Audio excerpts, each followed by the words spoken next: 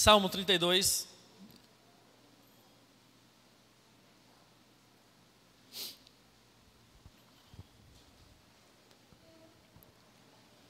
É um salmo que foi escrito, aliás, por Davi. E é um salmo onde Davi ele fala a respeito de uma experiência muito negativa que ele teve na vida dele, que foi o pecado, de adultério com Betseba, uma de suas criadas.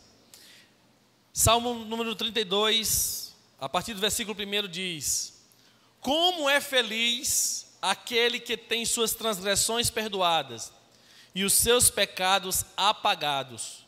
Como é feliz aquele a quem o Senhor não atribui culpa e em quem não há hipocrisia. Enquanto eu mantinha escondidos os meus pecados, o meu corpo definhava de tanto gemer, pois de dia e de noite a tua mão pesava sobre mim. Minhas forças foram se esgotando como em tempo de seca. Então reconheci diante de ti o meu pecado, e não encobri as minhas culpas. Eu disse: confessarei as minhas transgressões ao Senhor, e tu perdoastes a culpa do meu pecado. Portanto, que todos os que são fiéis orem a ti enquanto pode ser encontrado. Quando as muitas águas se levantarem, elas não os atingirão. Tu és o meu abrigo, tu me preservas das angústias e me cercarás de canções de livramento. Eu o instruirei e o ensinarei no caminho que você deve seguir. Eu o aconselharei e cuidarei de você. Não seja como o cavalo ou como o burro, que não tem entendimento, mas precisam ser controlados com freios e rédeas. Caso contrário, não obedecem. Muitas são as dores dos ímpios, mas a bondade do Senhor protege quem nele confia. Alegrem-se no Senhor e exultem, vocês que são justos. Cantem de alegria, todos vocês que são retos de coração. Oremos. Santo Deus e Pai, nós pedimos o auxílio do Teu Santo Espírito nessa noite, para que Ele, e absolutamente Ele, fale profundamente aos corações de cada um dos nossos irmãos e visitantes que aqui estão. Alimenta-nos com essa palavra, pois ela é rica para nos orientar e nos instruir segundo a Tua vontade. Em nome de Jesus nós oramos e Te agradecemos. Amém. Há cerca de um mês, nós fomos com uma pequena equipe de pessoas aqui da nossa igreja para uma conferência para líderes. Essa conferência foi na Igreja Batista do Amor. Eu estive falando um pouco sobre isso quando nós voltamos. E dentre uma ministração que o pastor Arthur, o pastor Sênio, o pastor titular da igreja lá, ele falou, ele disse que a igreja estava vivendo um momento de um grande desafio. Eles precisavam comprar um terreno, e ele contando a história de como a experiência que ele teve para comprar esse terreno. E ele comprou uma parte, depois comprou outra parte e outra parte. Mas antes de comprar esse terreno, ele disse que sentiu Deus falar ao coração dele uma frase. E a frase foi: faça alguma coisa. É interessante que muitas vezes nós temos muitas ideias e temos o desejo de mudar muitas coisas, mas geralmente nós queremos que essas coisas aconteçam a partir de outras pessoas e não necessariamente a partir da minha vida. Nós queremos tudo melhor, nós queremos um mundo melhor, nós queremos uma família melhor, um casamento melhor, uma vida espiritual na igreja melhor. Mas geralmente nós não nos colocamos como aquele que vai iniciar esse movimento de melhoria. Então foi nessa perspectiva que Deus falou ao coração dele. E hoje eles têm um terreno, se não me engano, de 20 mil metros quadrados. Eu estava vendo uma mensagem dele, ele disse que eles fizeram uma casa de oração. Então é um espaço em que as pessoas, quando passam na avenida lá, ela é bem grande, e as pessoas podem orar. É aberta 24 horas para que as pessoas possam estar buscando a Deus. Às vezes até antes do trabalho passam por lá, vão orar. antes de começar o culto, essas pessoas podem se reunir nesse lugar para orar, e nós já estamos preparando a nossa também em nome de Jesus. E queridos, ele está dizendo que só a casa de oração, eles gastaram 600 mil reais. Eu fui ontem na inauguração do templo lá da igreja Vale da Bênção, né? Congregacional Vale da Bênção. Foi a inauguração do templo, e o pastor falando lá que eles construíram lá em 5, 6 meses, gastaram cerca de 350 mil reais. Então, para você imaginar o tamanho, né? A magnitude que é a casa de oração lá. Eles gastaram em torno de 600 mil reais. Você vai dizer, pastor, não é muito dinheiro, não. Eles querem dar o melhor para o Senhor, queridos. E a gente não vê isso como uma vaidade, a gente vê isso como um zelo, um desejo de fazer o melhor para o Senhor. Então, partindo dessa frase, faça alguma coisa, Deus ministrou ao meu coração algumas mensagens que eu poderia trazer na nossa igreja a respeito de nos posicionarmos acerca de algumas coisas. Então, nós vamos fazer uma série de mensagens. Eu não tenho muito hábito de seguir uma série, uma mensagem atrás da outra. Então, diante de algumas necessidades, eu posso mudar e colocar uma outra mensagem, mas eu vou buscar falar especificamente sobre isso. Faça alguma coisa. E hoje, queridos, eu quero falar sobre faça alguma coisa na sua vida espiritual. Faça alguma coisa na sua vida espiritual. O texto que nós acabamos de ler, ele fala justamente sobre uma situação muito triste que Davi viveu. Todos nós conhecemos Davi. Davi foi um homem segundo o coração de Deus.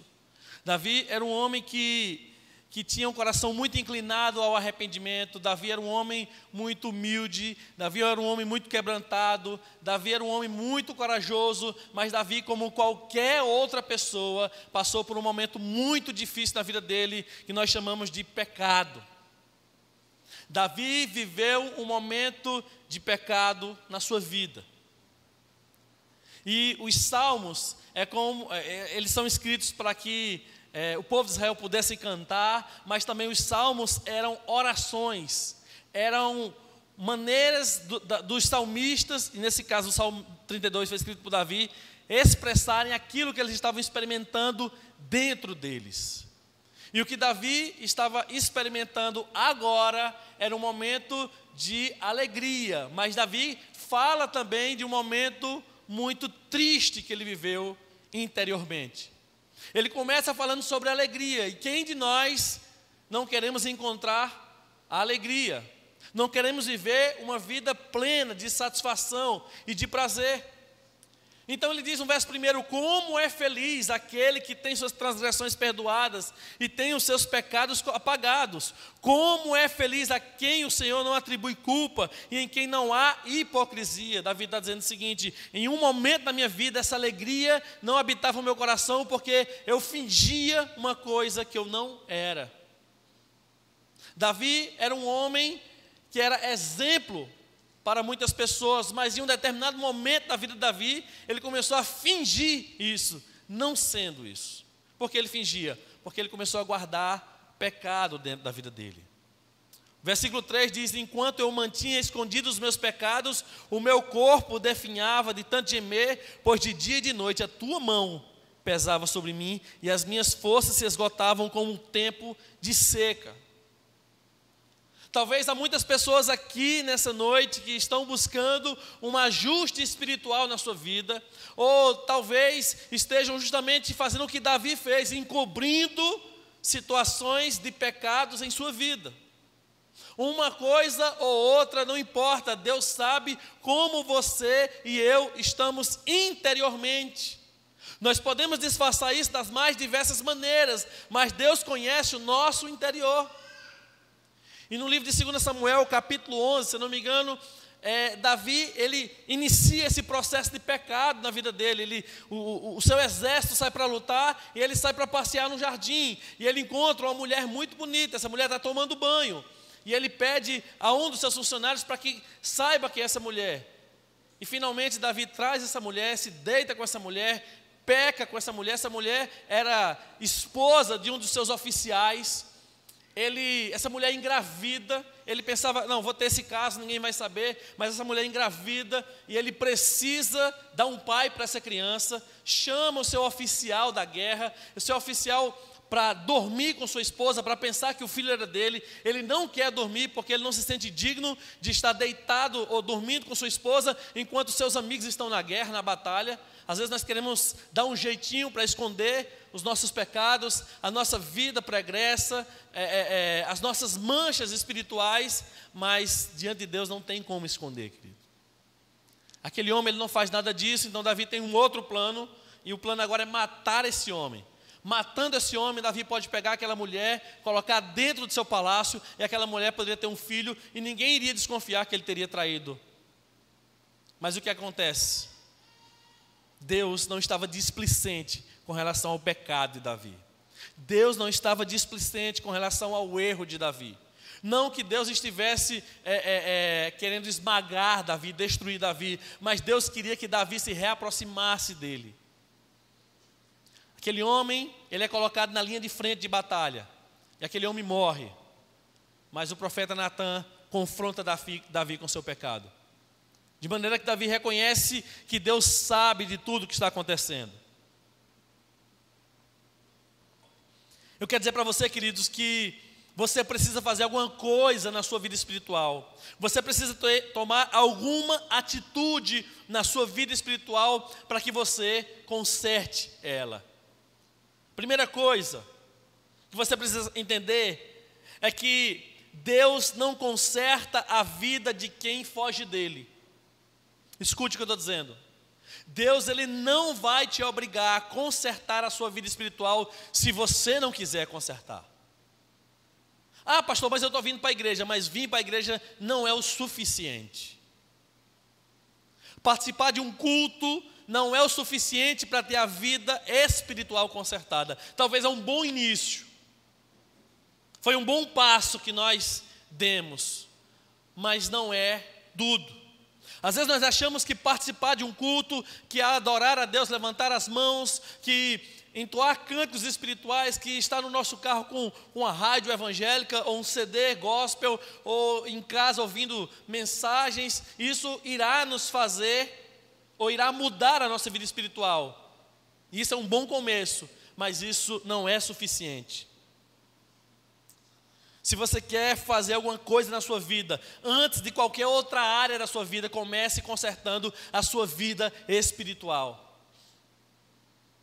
Davi era um homem de sucesso. Davi foi o rei mais reconhecido em toda a história de Israel. Davi foi um homem muito próspero naquilo que ele fazia. Davi, ele não perdia uma batalha. Davi, ele era um homem em que aquilo que ele se empenhasse para fazer, acontecia porque Deus estava com ele. Mas uma situação de pecado na vida de Davi trouxe consequências terríveis para o seu reinado e principalmente para a sua família. Mas sabe o que é que eu aprendo com isso, queridos? Eu aprendo que por mais errado, ou por maior pecado que venhamos a cometer, Deus está sempre pronto a nos ajudar a consertar a nossa vida. Às vezes a gente pensa que o pecado é simplesmente ter algo tão grande e tão sujo, talvez, na nossa mente, como Davi cometeu, que foi um adultério, morte, mentira. Mas existem outras coisas que paralisam a nossa vida, porque existem coisas obscuras na nossa vida espiritual. Deus não conserta a vida de quem foge dele. Davi, depois de falar o que é ser feliz, ele diz, olha, enquanto eu mantinha escondidos os meus pecados, o meu corpo definhava de tanto gemer. Davi está dizendo o seguinte, enquanto eu ficava em silêncio, e uma das características de alguém que não quer um conserto na sua vida é o silêncio. São pessoas que não abrem o seu coração, são pessoas que não confiam em ninguém, são pessoas que até mesmo diante de Deus não abrem o seu coração. Às vezes a gente vai fazer um momento de discipulado com algumas pessoas, e a gente pergunta, como é que está a sua vida? E a pessoa, ela não abre nada, não, está tudo bem. Como é que está a sua vida devocional está tudo bem, pastor, a leitura da palavra está bem, a oração está bem. Aí você pergunta, qual foi o último livro, qual foi o texto que você leu hoje ou leu ontem? Aí a pessoa já fica nervosa porque identificamos uma mentira. Não é que a gente fica querendo pegar ninguém na mentira, queridos, é porque a gente está querendo ver se a pessoa realmente está bem. Porque a nossa missão como discipulador é ajudar o outro a crescer.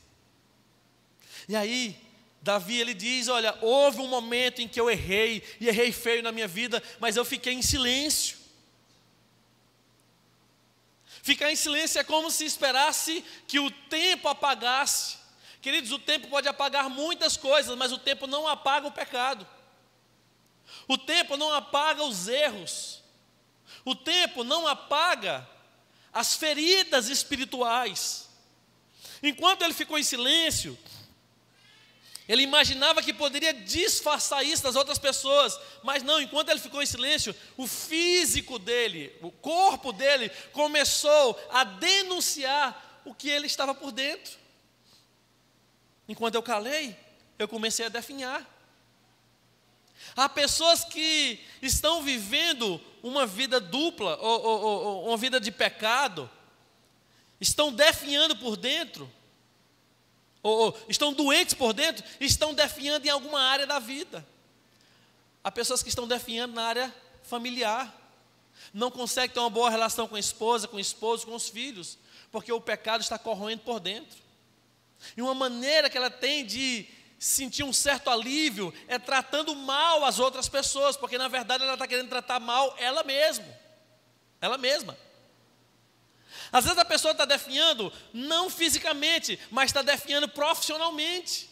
Não consegue desenvolver uma vida profissional de qualidade. Não consegue desenvolver uma vida acadêmica de qualidade. Não consegue desenvolver um ministério de qualidade. Não consegue fazer nada bem feito. Por quê? Porque dentro, o que está dentro não está deixando. Davi, ele não precisava prestar conta para mais ninguém. Ele era o rei, ele era o senhor daquele povo. O senhor com S minúsculo, claro. Mas Davi, ele precisava prestar conta ao seu senhor, o Senhor dos senhores. E ao prestar conta a esse Senhor, ele é confrontado com o seu pecado. Escute uma coisa, Deus não vai mudar a sua vida, Deus não vai mudar nenhuma área na sua vida, se você não quiser que Ele conserte isso. Deus não conserta a vida de quem foge dEle, de quem fica fingindo. Versículo 5 diz, então reconheci diante de ti o meu pecado e não encobri as minhas transgressões.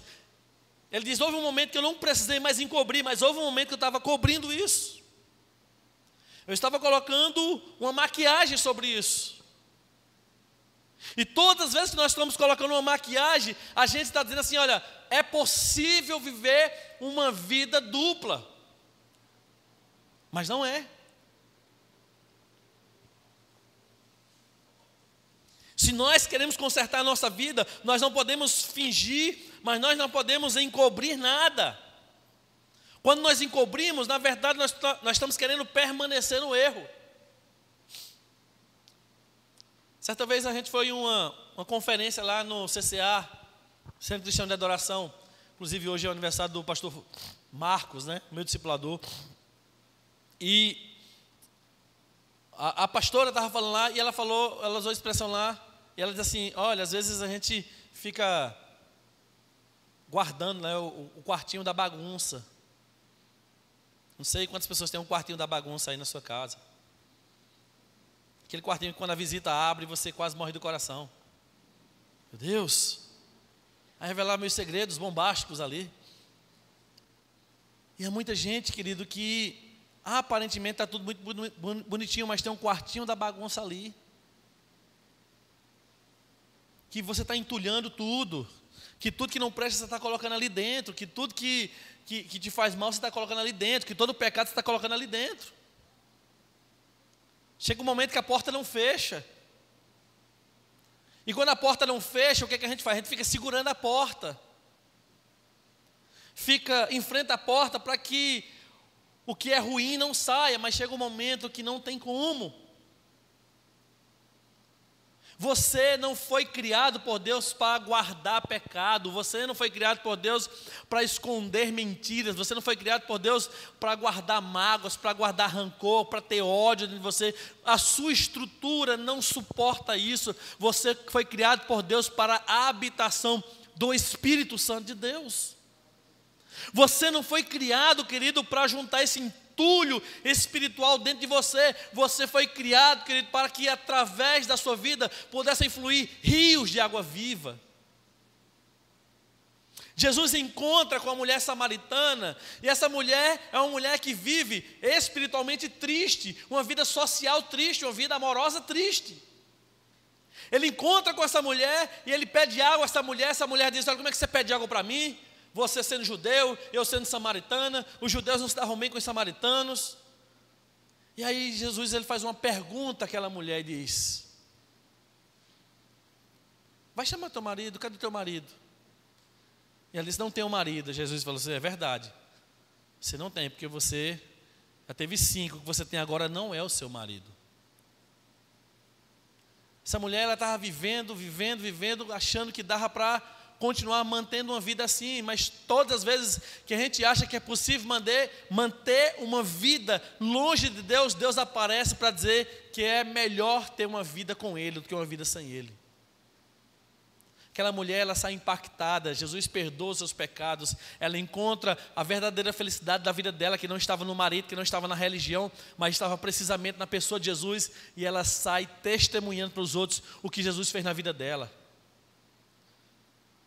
Meu querido, se você quer fazer alguma coisa para a sua vida espiritual, o que você não deve fazer é fugir da presença de Deus, não. Você deve buscar intensamente a pessoa de Deus. Ah, pastor, já estou vindo para a igreja. Já é um bom caminho. Mas você precisa ser mais intenso com isso. A igreja ela não pode ser encarada por você como um amuleto. Ah, eu vou para o culto para eu ter uma semana abençoada. Não, a igreja não é um amuleto. A igreja é um lugar que você é ministrado, você recebe uma palavra, você adora a Deus, você vive em comunhão com as pessoas. Mas, queridos, amanhã é segunda-feira, é um outro dia em que você vai ter que tomar outras decisões, que você vai ter que fazer algumas coisas. E você precisa continuar buscando a Deus da mesma maneira ou mais intensamente do que você tem buscado Ele hoje. Enquanto Davi fugiu, a vida de Davi não mudou. Mas quando Davi mudou de atitude, queridos, tudo na vida de Davi mudou. Atitude igual, o resultado é igual, mas quando você muda a atitude, as coisas mudam na sua vida. A atitude de ir a Deus foi o que fez Davi ter a sua vida começar a ser restaurada. Ele diz: eu reconheci a minha condição de pecador.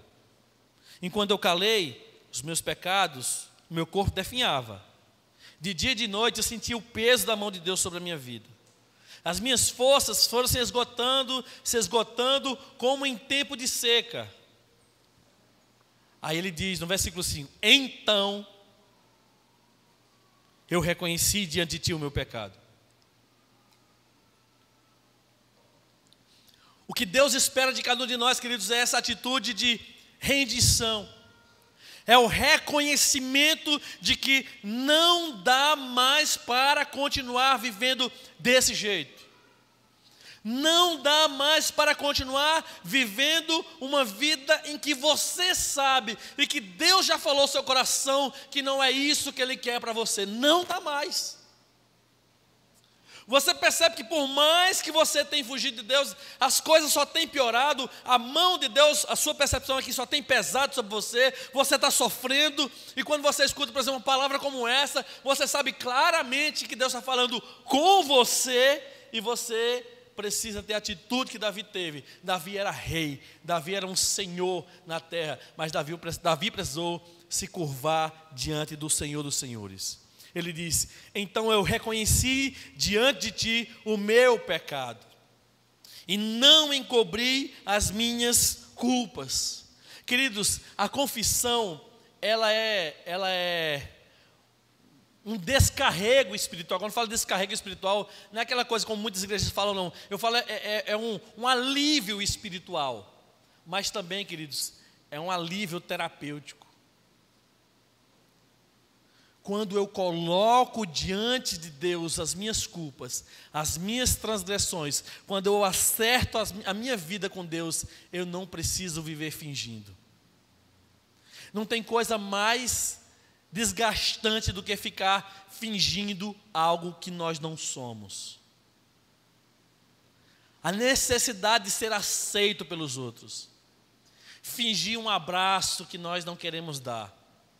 Quando eu falo fingir, é fingir de uma maneira negativa, não é tentar mudar. Estou falando fingir no sentido negativo. Eu não quero abraçar. Eu queria mesmo era bater nessa pessoa. Então fingir é muito doloroso. Então, se eu quero fazer alguma coisa para mudar a minha vida espiritual, eu preciso começar reconhecendo a minha condição de pecador. Reconhecendo a minha...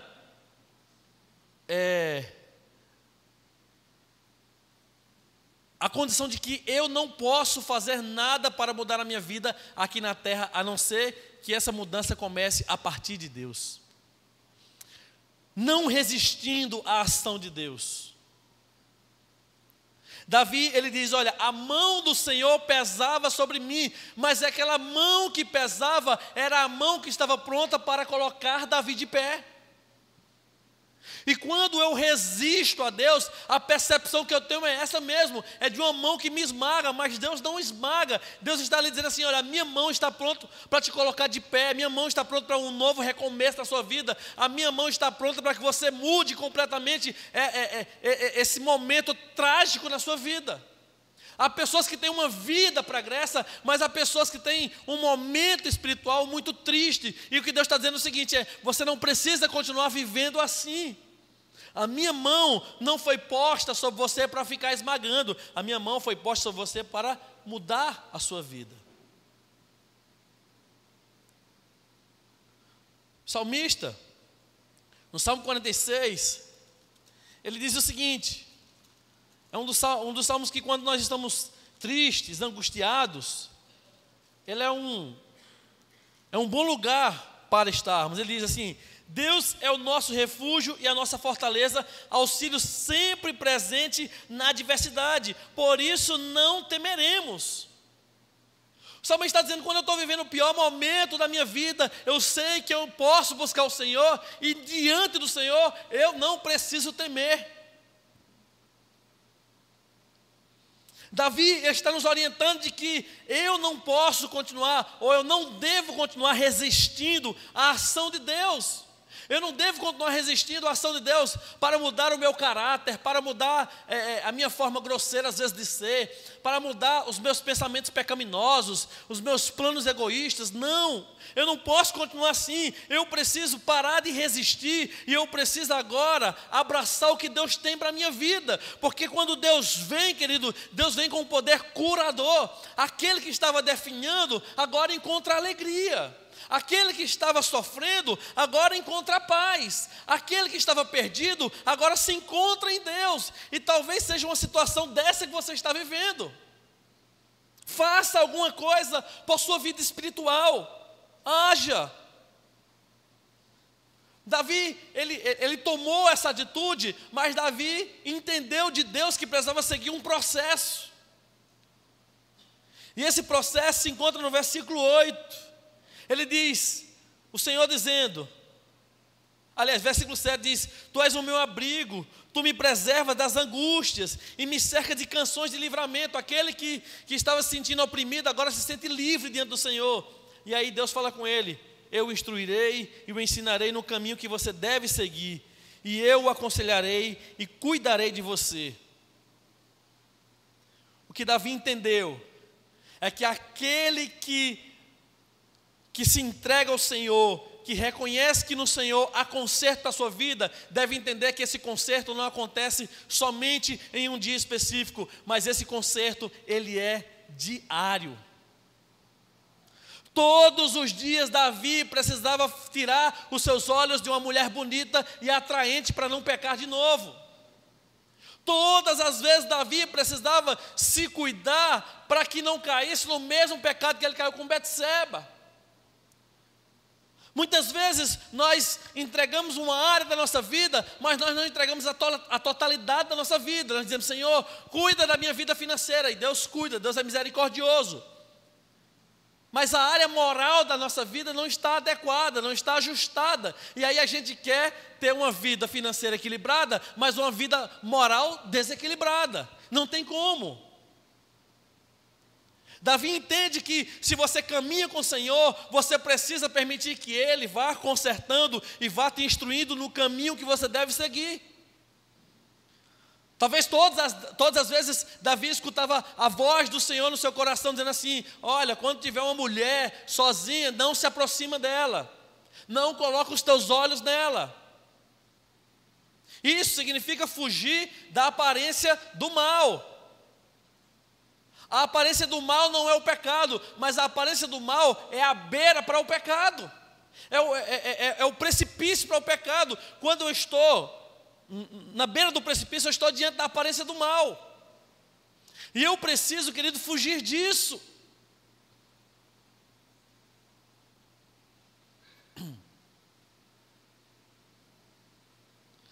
Uma das ferramentas que o diabo tem mais usado hoje em dia são as redes sociais.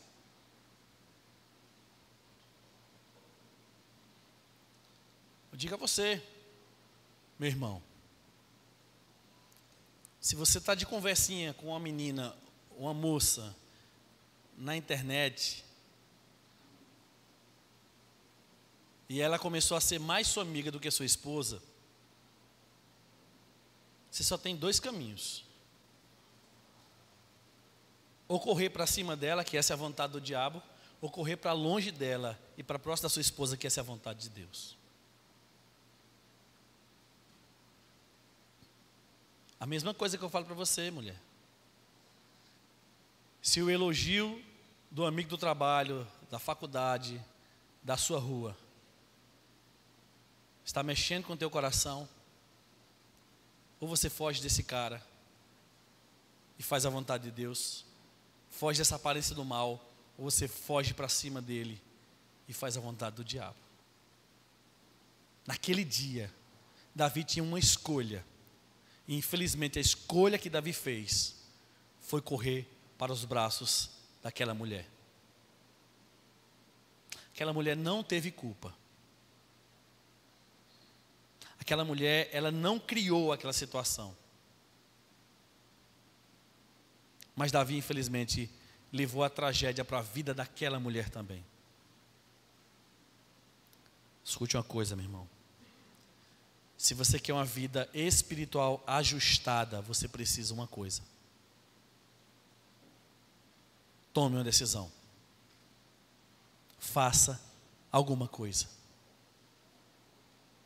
Não adiantava Davi fingir que era rei, que estava tudo bem, porque não estava. A sua vida nunca vai andar enquanto o quartinho da bagunça estiver sendo protegido por você. A sua vida nunca vai desenvolver enquanto o pecado continuar sendo seu bichinho de estimação. Conserte a sua vida com Deus. Se você quer fazer alguma coisa espiritualmente, conserte a sua vida com Deus. Abra o seu coração com o Senhor. Desmanche-se.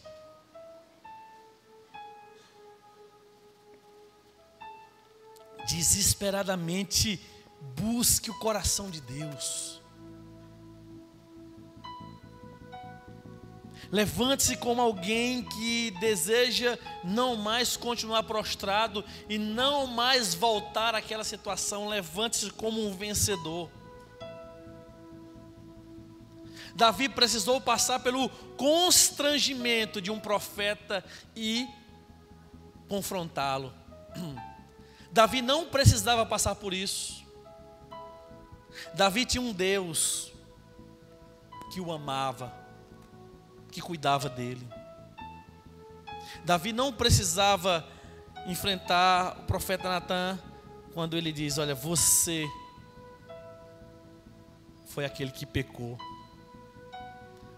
você foi aquele que envergonhou o Senhor. Queridos, o pecado não é para que a gente carregue culpa, porque quando a gente carrega culpa, a gente só caminha para o lado errado. Foi o que Judas fez, ele carregou culpa e ele caminhou para a forca. Quando a gente carrega culpa, a gente de alguma maneira quer pagar por aquilo que nós não podemos pagar.